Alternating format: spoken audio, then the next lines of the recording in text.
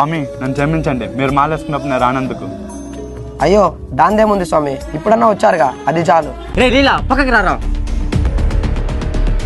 ఏంట్రా క్షమాపణ చెప్తున్నావు, మారిపోయావా ఏంటి? ఇప్పుడు ఆ స్వామిని ఎలా ఆడుకుంటానో చూడు. స్వామి మీరు ఫస్ట్ టైం అనుకుంటా మాల వేయడం. అవును స్వామి. అవునా, నువ్వు 2 రోజులు ఉపవాసం చేసావా? ఉపవాసమా? చేయలేదు స్వామి. నీకు ఆ గురుస్వామి చెప్పలేదు అనుకుంటా. ఇది మంచి గడియలు, 2 రోజులు ఉపవాసం చేయి. ఎలాగో ఇప్పుడు భిక్షకు వెళ్దాం అనుకుంటున్నా, మీరు చెప్పారుగా ఇప్పటి నుంచి చేస్తాను.